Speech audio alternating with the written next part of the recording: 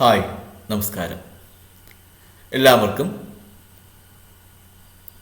Department ടെസ്റ്റിൻ്റെ 19ാമത്തെ എപ്പിസോഡിലേക്ക് സ്വാഗതം. ഇത് ഫിനാൻഷ്യൽ കോഡിൻ്റെ പാർട്ട് 10 ആണ്. പലരും ഈ എപ്പിസോഡുകളെക്കുറിച്ച് നല്ല അഭിപ്രായങ്ങളാണ് പറഞ്ഞത്. ഏവർക്കും എൻ്റെ നന്ദി ഈ സമയം അറിയിക്കട്ടെ. ഞാൻ കഴിഞ്ഞ എപ്പിസോഡിൽ നമ്മുടെ ക്ഷീണത്തെക്കുറിച്ചും നമുക്ക് പഠിച്ചാൽ ഓർമ്മ നിൽക്കാത്തതിനെക്കുറിച്ചൊക്കെ സംസാരിച്ചായിരുന്നു. അപ്പോൾ നമ്മുടെ ഈ എപ്പിസോഡ് തുടങ്ങുമ്പോൾ തന്നെ നമ്മുടെ മനസ്സിന് ഒരു ഉന്മേഷം വരുന്ന രീതിയിൽ നമുക്ക് ഈ എപ്പിസോഡ് തുടങ്ങാം. എപ്പിസോഡ് നമ്മുടെ ഈ കാഴ്ച കാണുന്നതിന് വേണ്ടി വരുന്നതിന് മുമ്പായിട്ട് നമ്മൾ ഫ്രഷായിരിക്കണം, മുഖം നന്നായിട്ട് കഴുകണം, നെറ്റിയിൽ ഞാൻ പറഞ്ഞതുപോലെ നന്നായിട്ട് ബലം പ്രയോഗിച്ച് തടവുക. എന്നിട്ട് സ്വസ്ഥമായിട്ട് നമ്മളെവിടെയാണോ പഠിക്കുന്നത് ആ സ്ഥലത്ത് നല്ല നടുനിവർന്ന് കണ്ണുകൾ അടച്ച് ഒരു നിമിഷം എല്ലാവരും കണ്ണുകൾ അടച്ചിരിക്കുക. കണ്ണുകൾ അടച്ച് ഹൃദയമിടിപ്പ് ശ്രദ്ധിക്കുക.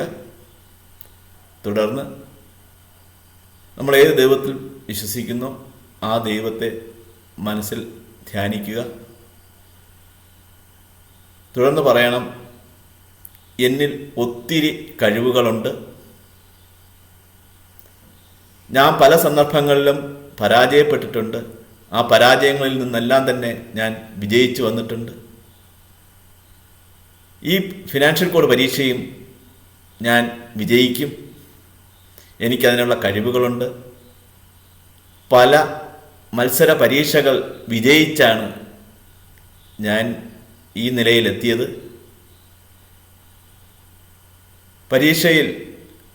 ഈ പരീക്ഷകളിലെല്ലാം വിജയിപ്പിച്ചതിന് ഞാൻ ദൈവത്തിന് നന്ദി പറയുന്നു. ഫിനാൻഷ്യൽ കോഡ് പരീക്ഷയും ഞാൻ വിജയിച്ചു കഴിഞ്ഞിരിക്കുന്നു എന്ന് പറഞ്ഞ് വീണ്ടും ശ്വാസം ഉള്ളിൽ നിന്ന് വലിച്ചെടുക്കുക. കുറച്ച് സമയം ഉള്ളിൽ നിർത്തിയതിന് ശേഷം വീണ്ടും ഉച്ഛ്വാസം പുറത്തേക്ക് വിടുക. ഈ രീതിയിൽ 2-3 പ്രാവശ്യം ചെയ്യുക. മനസ്സിൽ വിചാരിക്കുക, ഞാൻ വിജയിച്ചു, ഞാൻ ഫിനാൻഷ്യൽ കോഡിൽ വിജയിച്ചു കഴിഞ്ഞു എന്നുള്ള ഉത്തമ വിശ്വാസം നിങ്ങളിൽ ഉണ്ടായതിനു ശേഷം മാത്രം നിങ്ങൾ ഈ വീഡിയോ തുടർന്ന് കാണുക. ഞാൻ വിജയിച്ചു കഴിഞ്ഞു, ഫിനാൻഷ്യൽ കോഡ് വിജയിച്ചു കഴിഞ്ഞു, ട്രഷറി കോഡ് വിജയിച്ചു കഴിഞ്ഞു, KSR വിജയിച്ചു കഴിഞ്ഞു, ആ ഒരു ഉത്തമ വിശ്വാസം നിങ്ങളെല്ലാവരും ഉണ്ടായി എന്ന് ഞാനിപ്പോൾ മനസ്സിലാക്കുകയാണ്. പിന്നെ പലരും കഴിഞ്ഞ ദിവസം പറഞ്ഞിട്ട് സാറ് സബ്സ്ക്രൈബ് ചെയ്യാൻ കഴിയുന്നില്ല എന്നൊരു കാര്യം പറഞ്ഞു.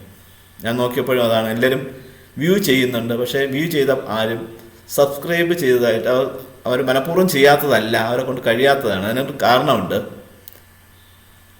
ഞാൻ പലർക്കും ലിങ്ക് അയച്ചു കൊടുക്കാറുണ്ട്. ലിങ്കിൽ ചിത്രവും കാണും, യൂട്യൂബ് ലിങ്ക് അക്ഷരത്തിൽ എഴുതിയ യൂട്യൂബിൻ്റെ ചാനലിൻ്റെ പേരും കാണും. പലരും ആ ചിത്രത്തിലാണ് ടച്ച് ചെയ്യുന്നത്. അങ്ങനെ വരുമ്പോൾ ഈ സബ്സ്ക്രൈബ് ചെയ്യുന്ന ബട്ടൺ കാണില്ല. അപ്പോൾ ബാക്കി തുടർന്നുള്ള പഴയ ഒരു എപ്പിസോഡ് കാണണമെന്നുണ്ടെങ്കിലൊക്കെ ഭയങ്കര ബുദ്ധിമുട്ടായിട്ട് വരുന്നുണ്ട്. അപ്പോൾ നിങ്ങൾ ആ നീല അക്ഷരത്തിൽ എഴുതിയിരിക്കുന്ന യൂട്യൂബ് ലിങ്കിൽ വേണം ടച്ച് ചെയ്യാൻ. യൂട്യൂബ് ലിങ്കിൽ ടച്ച് ചെയ്യുമ്പോൾ ഉടൻ തന്നെ യൂട്യൂബ് നിങ്ങൾക്ക് അത് ചിത്രവും വരും, സംസാരവും എല്ലാം, ക്ലാസ്സും എല്ലാം നിങ്ങൾക്ക് കാണാൻ കഴിയും. അതോടൊപ്പം അതിൻ്റെ താഴെ ചുവപ്പ് അക്ഷരത്തിൽ സബ്സ്ക്രൈബ് എന്നൊരു ബട്ടൺ കാണും. അപ്പോൾ യൂട്യൂബ് ലിങ്കിലാണ് നിങ്ങൾ ടച്ച് ചെയ്യേണ്ടത്. യൂട്യൂബ് ലിങ്കിൽ ടച്ച് ചെയ്യുമ്പോൾ സബ്സ്ക്രൈബ് എന്നൊരു ബട്ടൺ കാണും. ആ ബട്ടൺ ടച്ച് ചെയ്യുക. അപ്പോൾ ഒരു ബെൽ ബട്ടൺ കാണും, തെളിഞ്ഞു വരും. എപ്പോഴും ബെൽ ബട്ടൺ തെളിയണമെന്നില്ല. ബെൽ ബട്ടൺ തെളിയുകയാണെന്നുണ്ടെങ്കിൽ ബെൽ ബട്ടണിലും ടച്ച് ചെയ്യുക. ആ സമയം സബ്സ്ക്രൈബ്ഡ് എന്നെഴുതി കാണിക്കും. പിന്നെ ചുവപ്പ് അക്ഷരത്തിൽ കാണില്ല, നീല അക്ഷരത്തിൽ കാണാൻ സാധിക്കും. അപ്പോഴാണ് കറക്റ്റ് സബ്സ്ക്രിപ്ഷൻ നടന്നിട്ടുള്ളത്. പലർക്കും ഈ അബദ്ധം പറ്റിയിട്ടുണ്ട്. അതുകൊണ്ട് ഇപ്പോൾ തന്നെ നിങ്ങൾ ആ സബ്സ്ക്രൈബ് ബട്ടൺ, അതായത് ചിത്രത്തിൽ ടച്ച് ചെയ്തല്ല കാണുമ്പോൾ സബ്സ്ക്രൈബ് ബട്ടൺ വരുന്നത്, തൊട്ട് താഴെയുള്ള ആ യൂട്യൂബ് ലിങ്ക്, അതായത് നീല അക്ഷരത്തിൽ എഴുതിയിരിക്കുന്ന സംഭവത്തിലാണ് ഈ സബ്സ്ക്രൈബ് ബട്ടൺ കാണുന്നത്. അങ്ങനെ സബ്സ്ക്രൈബ് ചെയ്ത് കഴിഞ്ഞാൽ നിങ്ങൾക്ക് ഏത് ചാനലിൽ വേണമെങ്കിലും, ഞാൻ ഇറക്കുന്ന ഏത് ചാനൽ വേണോ ഏത് സമയം വേണോ നിങ്ങൾക്ക് കാണാൻ സാധിക്കും. അത് ഇപ്പോൾ തന്നെ പരീക്ഷ എഴുതണമെന്നില്ല. നിങ്ങൾക്ക് ഏത് സമയത്ത് പരീക്ഷ എഴുതണമെന്നുണ്ടെങ്കിൽ അത് കാണാൻ സാധിക്കും. അല്ലെങ്കിൽ ആരെങ്കിലും ഒരു സംശയം ചോദിച്ചു കഴിഞ്ഞാൽ നിങ്ങൾക്ക് ആ ഡൗട്ട് ക്ലിയർ ചെയ്ത് കൊടുക്കാൻ സാധിക്കും. അല്ലെങ്കിൽ നിങ്ങളുടെ ജീവിതത്തിൽ എന്തെങ്കിലും ഒരു പ്രശ്നം വരുന്ന സമയത്ത് നിങ്ങൾ സബ്സ്ക്രൈബ് ചെയ്തിട്ടുണ്ടെങ്കിൽ ആ സമയം വേറൊരാളുടെ ആശ്രയിക്കാതെ തന്നെ നിങ്ങൾക്ക് ഫിനാൻഷ്യൽ കോഡിൽ ഇന്ന റൂൾ ആർട്ടിക്കിൾ അനുസരിച്ച്, അല്ലെങ്കിൽ ട്രഷറി കോഡിൽ ഇന്ന റൂൾ അനുസരിച്ച്, അല്ലെങ്കിൽ KSRൽ ഇന്ന റൂൾ അനുസരിച്ച് ചെയ്യാം എന്ന് നിങ്ങൾക്ക് മറ്റുള്ളവരുടെ മുന്നിൽ നട്ടലോടുകൂടെ പറയാൻ സാധിക്കും. അതിനു വേണ്ടിയാണ് സബ്സ്ക്രൈബ് ചെയ്യാൻ വേണ്ടി പറയുന്നത്. അപ്പോൾ ഇതുവരെയും സബ്സ്ക്രൈബ് ചെയ്യാത്തവർ എത്രയും വേഗം സബ്സ്ക്രൈബ് ചെയ്യുക. അതോടൊപ്പം തന്നെ നിങ്ങൾ ഫിനാൻഷ്യൽ കോഡിൻ്റെ ഫസ്റ്റ് വോളിയം പുസ്തകവും ആയിട്ട് ഈ ചാനൽ തുടർന്ന് കാണുക. ഇന്ന് പ്രധാനമായിട്ടും പറയുന്നത് ആർട്ടിക്കിൾ 102 ആണ്. ഫിനാൻഷ്യൽ കോഡിലെ വോളിയം ഫസ്റ്റിലെ ആർട്ടിക്കിൾ 102 ആണ്. ആർട്ടിക്കിൾ 102 ക്യാഷ് ബുക്കിനെ കുറിച്ചാണ് ഫിനാൻഷ്യൽ കോഡിൽ പറയുന്നത്. പക്ഷേ ആർട്ടിക്കിൾ 102 ഫിനാൻഷ്യൽ കോഡിൽ പറയുന്ന ആ ക്യാഷ് ബുക്കിനെ കുറിച്ച് ഒരു സെന്റൻസ് മാത്രമേ ഉള്ളൂ. അതായത് ക്യാഷ് ബുക്കിൻ്റെ കുറിച്ചുള്ള വിശദ വിവരങ്ങൾ treasury code rule number 92A പറയുന്നത് എന്നുള്ള ഒരു സെന്റൻസ് ആണ് അതിൽ കിടക്കുന്നത്. അതായത് ക്യാഷ് ബുക്കിനെ കുറിച്ചുള്ള കാര്യങ്ങൾ ഫിനാൻഷ്യൽ കോഡ് വോളിയം ഫസ്റ്റിൽ റൂൾ 102 പറയുന്നുള്ള ഇതാണ്. ക്യാഷ് ബുക്കിനെ സംബന്ധിച്ചുള്ള വിശദ വിവരങ്ങൾ ട്രഷറി കോഡ് റൂൾ 92A പറയുന്നു എന്നാണ്. 92A കുറിച്ച് നിങ്ങൾക്ക് അറിയണമെന്നുണ്ടെങ്കിൽ ഞാൻ എല്ലാ ട്രഷറി കോഡിനെ കുറിച്ചുള്ള എപ്പിസോഡ് 4 എപ്പിസോഡിൽ നോക്കിയാൽ മതി. പാർട്ട് 3 എപ്പിസോഡ് 4 നോക്കിക്കഴിഞ്ഞാൽ ആ ക്യാഷ് ബുക്കിനെ കുറിച്ചുള്ള വിശദ വിവരങ്ങൾ അതിൽ ഉണ്ടാവും. ഫിനാൻഷ്യൽ കോഡ് പരീക്ഷയ്ക്ക് ട്രഷറി കോഡിൽ ചോദ്യം ഉണ്ടാവില്ല. പക്ഷെ നിങ്ങൾക്ക് ജീവിതത്തിൽ എന്തെങ്കിലും ആവശ്യം വരുന്നെങ്കിൽ മാത്രം അതിൻ്റെ ആവശ്യം വരൂ.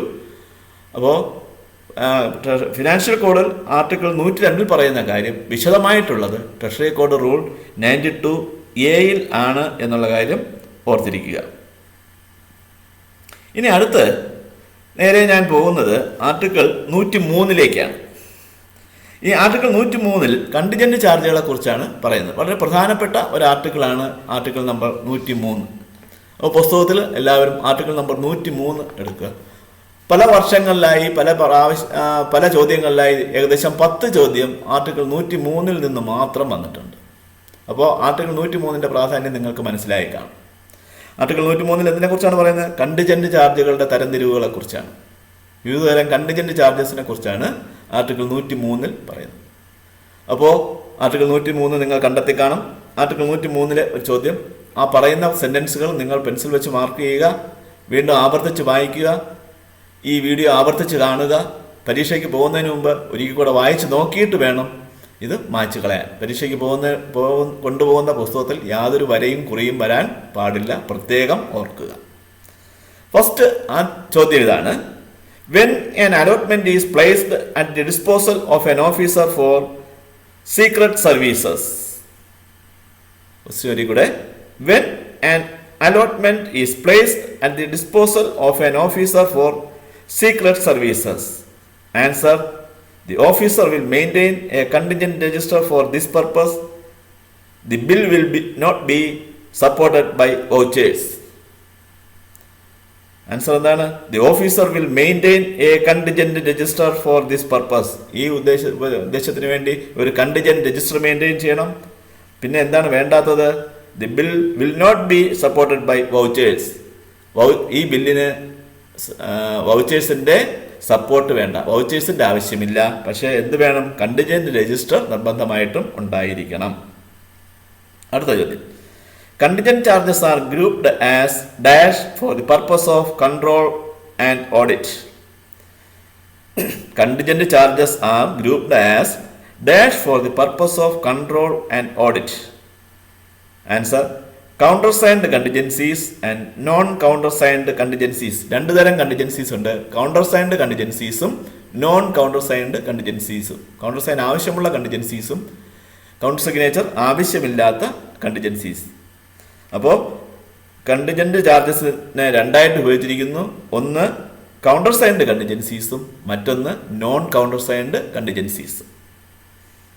അടുത്ത ചോദ്യം: the officer authorised in inter secret service expenditure is dash.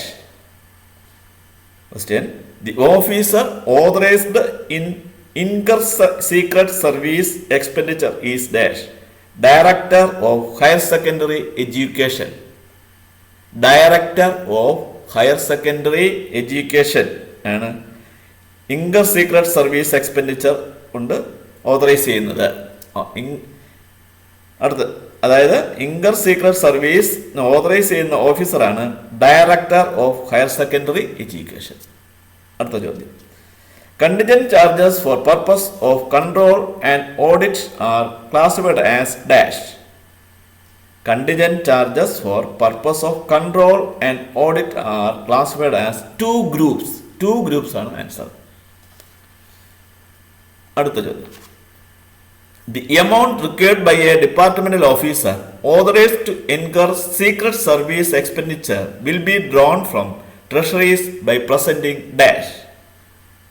The amount required by a departmental officer authorized to incur secret service expenditure will be drawn from treasuries by presenting dash contingent bill without any vouchers. Contingent bill without any vouchers. പുസ്തകത്തിൽ ഇതേ sentence തന്നെ ഉണ്ട്. അത് pencil വെച്ചൊന്ന് mark ചെയ്യുക. വീണ്ടും വീണ്ടും ആവർത്തിച്ച് വായിച്ച് മനസ്സിൽ ഉറപ്പിക്കുക. അങ്ങനെയും മനസ്സിൽ ഉറപ്പിക്കാത്തവർ എന്ത് ചെയ്യുക? ഒരു പേപ്പറിൽ എന്തെങ്കിലും രാവിലെ എഴുന്നേൽക്കുമ്പോൾ തന്നെ ഈ സെന്റൻസ് എഴുതി വയ്ക്കുക. എന്നിട്ട് അപ്പോഴൊന്ന് വായിക്കുക. തലേദിവസം, അതായത് ഉറങ്ങുന്ന സമയത്ത് എഴുതി വെച്ചിട്ട് കിടക്കുക. രാവിലെ എഴുന്നേറ്റോടെ തന്നെ മുഖമൊക്കെ കഴുകിയതിന് ശേഷം ഒരിക്കൽ വായിക്കുക. അങ്ങനെ പല പ്രാവശ്യം. നിങ്ങൾ ഇതിന് വായിക്കാൻ വേണ്ടി വരരുത്, അപ്പോഴപ്പോഴായിട്ട് വായിച്ച് വെറുതെ അങ്ങ് കളയുക. കഥ വായിക്കുന്ന പോലെ അല്ലെങ്കിൽ സിനിമ കാണുന്നത് പോലെ വായിച്ച് മാറ്റുക. അപ്പോൾ അന്ന് രാത്രിയാകുമ്പോൾ വീണ്ടും ഒരിക്കൽ കൂടെ വായിക്കാതെ തന്നെ നിങ്ങൾക്ക് ഈ സെൻറ്റൻസ് നിങ്ങളുടെ മനസ്സിലുണ്ടാവും. ആ പേപ്പറിനെ അങ്ങ് മാറ്റിക്കളയുക. നിങ്ങൾക്ക് ഒരിക്കലും അത് മറക്കാൻ പറ്റില്ല. അത്രയ്ക്ക് നിങ്ങളുടെ മനസ്സ് അത് ബൈ ഹാർട്ടാക്കിക്കൊള്ളൂ. നിങ്ങൾ തന്നെ അറിയാതെ നിങ്ങൾ ഈ കാര്യങ്ങൾ മനസ്സിലാക്കിയിരിക്കും. ഈ ടെക്നിക്ക് നിങ്ങളുടെ മക്കൾക്ക് വേണമെങ്കിലും പറഞ്ഞു കൊടുക്കാം, നിങ്ങളുടെ സുഹൃത്തുക്കൾക്ക് പറഞ്ഞു കൊടുക്കാം. ഇത് വൻ വിജയമായ ഒരു ടെക്നിക്കാണ്, ഓർക്കുക. അടുത്ത ചോദ്യം, who is the controlling officer in respect of the secret service expense incurred by the commissioner for entrance examinations? Who is the controlling officer in respect of the secret service expense incurred by the commissioner for entrance examinations? Answer, Secretariat to Government Higher Education Department. Secretary to Government Higher Secondary Department. Higher Education Department. Higher Education Department. Next question. The sub-voucher for payments not less than rupees there should be attached to the contingent bill. The sub-vouchers for payments not less than rupees 1000 should be attached to the contingent bill. 1000 രൂപയായിരിക്കും. അടുത്ത ചോദ്യം, the expenditure which is not subject to scrutiny of Accountant General is dash. The expenditure which is not subject to scrutiny of Accountant General is dash secret service. The expenditure which is not subject to scrutiny of Accountant General is secret service. Another question. Secret service expenditure are audited by dash the controlling officer appointed by government. Secret service expenditure are audited by the controlling officer appointed by government. Secret service expenditure audit ചെയ്യുന്ന ആരാണ്? Controlling officer. Government appoint ചെയ്യുന്ന controlling ഓഫീസറാണ് secret service expenditure audit ചെയ്യുന്നത്. അടുത്ത ചോദ്യം, if a detailed contingent bill requires countersignature it should be done by the dash controlling officer. If a detailed contingent bill requires countersignature it should be done by the dash controlling officer. അതായത് detailed contingent ബില്ലിന് counter signature ആവശ്യമുണ്ടെങ്കിൽ ആരാണ് counter signature ചെയ്യേണ്ടത്? Controlling ഓഫീസറാണ് counter signature ചെയ്യേണ്ടത്. അടുത്ത contingent രജിസ്റ്ററിനെ കുറിച്ച് article 104 പറയുന്നുണ്ട്. കണ്ടിജന്റ് രജിസ്റ്ററിനെ കുറിച്ച് പറയുന്ന ആർട്ടിക്കിൾ ഏതാണെന്ന് ചോദിച്ചാൽ 104 കണ്ടിജന്റ് രജിസ്റ്റർ, ആർട്ടിക്കിൾ നമ്പർ 104, 104. അടുത്ത